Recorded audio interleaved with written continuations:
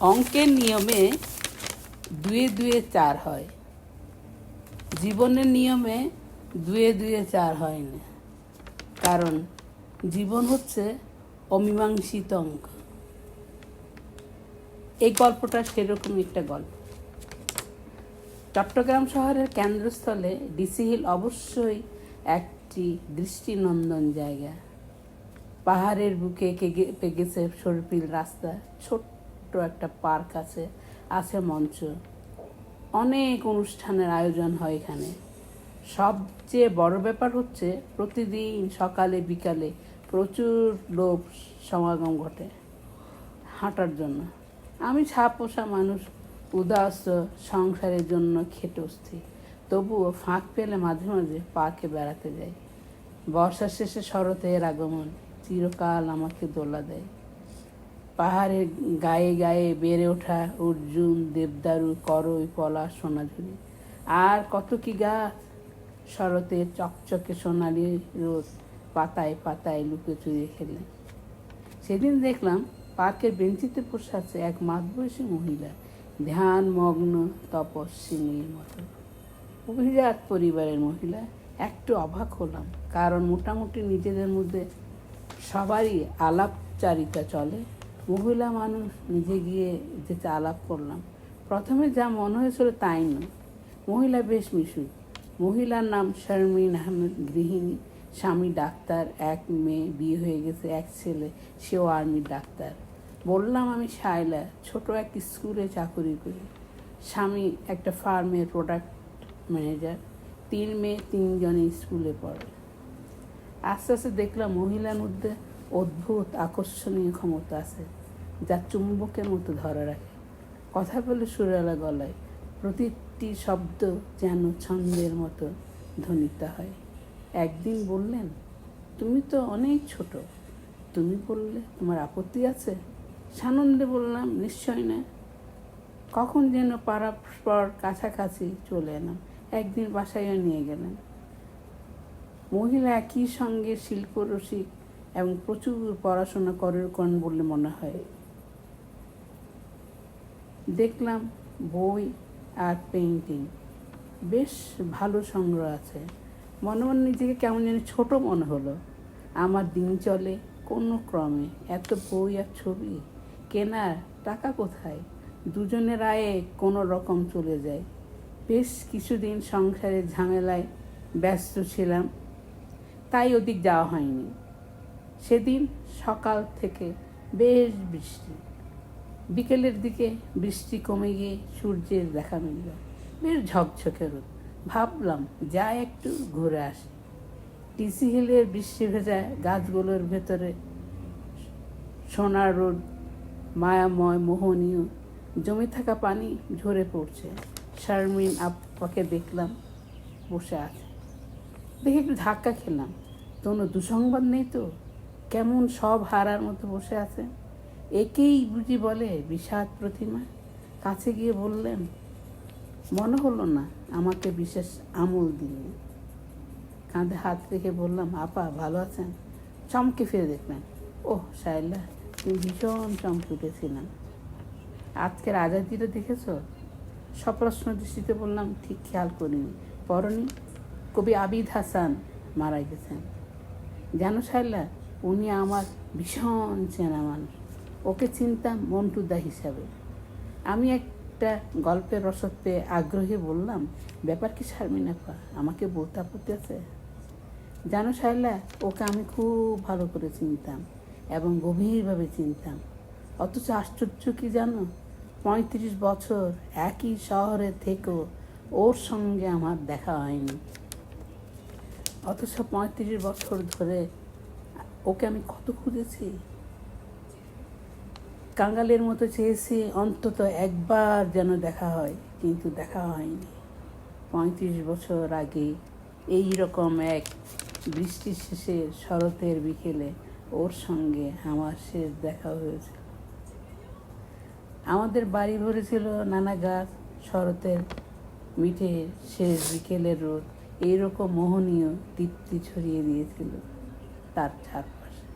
তারপর আত্মমগ্ন, দুরাগত কোন হারিয়ে ফেলা খুবই মূল্যবান, অথচ বিষাদ করুন কোনো স্মৃতি খুঁজতে লাগলাম। 4 ভাইয়ের একমাত্র বোন ছিলাম আমি। বাবা ব্যবসা করতেন। বড় 2 ভাই সাজিদ আর সাদিক বাবাকে ব্যবসা দেখাশোনা করতো, আর ছোট 2জন বাবুল আর লাভলি স্কুলে পড়তো। বেশ সুখী পরিবার ছিল আমাদের। দাদাদের বন্ধুরা আসতো, গল্প আড্ডা সবই চলতো। বাবা মা কিংবা ভাইরা কখনো আমার চলাফেরায় বাধা দেয়নি। একদিন দোতলায় বারান্দায় বসে শেষের কবিতাটা পড়ছিলাম। হঠাৎ যেন চমকে উঠলাম। ভরাট গলায় কে যেন বলে উঠলো, ভারী সুন্দর আবৃত্তি করো তো তুমি। বিশ্বাস করো সাহেলা, ছোটবেলা থেকে ভাইদের সঙ্গে বড় হয়েছি আমি যে নারী এ কথা কখনো আলাদা মনে হয়নি। সবে কৈশোর পেরিয়ে যৌবনে পা রেখেছি আমি। এই প্রথম মনে হলো আমি একটি মেয়ে নারী। আমার সামনে দাঁড়িয়ে এক পুরুষ, ঘাড় পর্যন্ত এলোমেলো চুল, বিশাল 2 চোখ আমাকে দেখছে, পায়জামা পাঞ্জাবি পরা। তুমি সাদিকের বোন না? বললাম হ্যাঁ। সাদিক আছে? ছুটে ভিতরে গিয়ে বড়দাকে বললাম, বড় বড় চোখ, লম্বা চুলওয়ালা তোমার এক বন্ধু এসেছে। দাদা ভুরুকেছে, বললো, ওহ মন্টু, যা ভাগ একটু চায়ের ব্যবস্থা কর। মন্টুদা প্রায় আসতে লাগলো। গল্প, কবিতা, রাজনীতি নিয়ে তর্ক বিতর্ক চলত। মাঝে মাঝে মন্টুদা ভরাট গলা আবৃত্তি করতো, কখনো রবীন্দ্রনাথ, কখনো জীবনানন্দ। কেন জানি মন্টু এলে দাদার ওখানে যাওয়া পছন্দ করতো না। একদিন সকালে মা বাবা ভাইরা সবাই খেতে বসেছি। সে সময় বড়দর্তা সাদিক ভাই বলল, বেনু, আমার ডাক না, মন্টুর সঙ্গে খুব মাখামাখি করবি না। তুই তো আবার কবিদের একটু বেশি পছন্দ করিস। ও কেবল কবি নয়, প্রেমিকও বটে। ওর কজন প্রেমিকা আছে ও নিজেও জানে না। লাবলু টিপ্পনি কেটে বললে, বাজে কথা বলো না, মেয়েরাই বরং মন্টুদার প্রেমে পড়ার জন্য পাগল হয়ে ওঠে। কি রাপু, তুইও যেমন আবার প্রেমে টেমে পড়িস না। নিজের বুকের ধুক ধুক শব্দ নিজেই শুনতে পাচ্ছি না। মুখে বললাম, মারবো এক চর। লাবলু বাবলু দুজনে হাসতে লাগলো। কেবল বাবা বিরক্ত হয়ে বলল, বাজে বকিস নে, বেনু ওরকম মেয়ে নয়। কিন্তু জানো সাইলা, বিকেল হলে আমি অস্থির হয়ে উঠতাম, কখন মন্টুদা আসবে। মন্টুদার ভরাট গমগমে গলায় হা হা করে হাসতো, আবৃত্তি করতো, কখনো গাইত। একটা জিনিস কিছুদিন থেকে বুঝতে পারলাম, দাদারা কেউ যেন মন্টুদাকে পছন্দ করছে না। মন্টুদাও যেন ব্যাপারটা বুঝতে পারছে। মন্টুদার আশা কমতে লাগলো। তারপর কখন যেন মন্টুদার আশা বন্ধ হয়ে গেল। সেদিন ঠিক এমনি ভরা শরতের বিকেল। সারাদিন বিশ্রাম বৃষ্টির পর বিকেলে সোনার রোদ ঝলমল করছে। আমাদের বাড়ি ভর্তি নানা রকম গাছ ছিল। সেদিন জীবনে প্রথম শাড়ি পরেছি, নীল সাদা ডুডো শাড়ি, কপালে নিতে, চোখে একটু কাজল দিয়েছে। টুংটাং ডোরবেল বেজে উঠল। দরজা খুলে দিলাম। ঠিক প্রথম দিনের মতোই ঘাট ছোঁয়েলে মেলো চুল, পায়জামা পাঞ্জাবি পরা। গমগমে বলায় বলে উঠলে, এই যে শারদ সুন্দরী। আমি লজ্জা পেলাম। মন্টুদা অনিমেষ তাকিয়ে রইল, নীল বিশাল 2 চোখ। মনে হয় অনন্তকাল ধরে 2জন পরস্পর চোখে চোখ রেখে দাঁড়িয়ে রইলাম। চমক ভাঙল দাদার কণ্ঠে, কী রে মন্টু, অনেকদিন পরে যে। আমি চলে এলাম। দাদার সঙ্গে মন্টুদার কী কথা হয়েছিল জানি না। এরপর আর কোনো দিন মন্টুদা আমাদের বাড়িতে আসেনি। এর কিছুদিন পর আমার বিয়ে হয়ে গেল এক ডাক্তারের সঙ্গে। একটা কথা কি জানো শায়লা, পুরুষ মাত্রই বহুবার জন্ম। তফাৎ কেবল কেউ শারীরিক সম্পর্কের দিকে চলে যায়, কেউ যায় না। তারপর সোজাসুজি আমার চোখে চোখ রেখে বললেন, শায়লা, আমাদের সম্পর্কগুলো কেবল নিছক সম্পর্ক। এই যেন তুমি, তোমার স্বামী, সন্তান, এদের নিয়ে তোমার যে জীবন, যেটাকে তুমি একান্ত সত্য বলে জানো, আসলে তা নয়। যেমন আমি, আমার 35 বছরের সংসার, আমার সন্তান, আমার স্বামী, আমরা আসলে কেউ কারো নই। নিজের ভূমিতে, নিজের জগতে আমরা প্রত্যেকে এক, নিঃসঙ্গ এক আমি। সব মানুষের মনের গভীরে একটা মন্দির থাকে, যার কথা মানুষ নিজেও জানে না। সেই মন্দিরের দরজা কেউ খুলতে পারে না।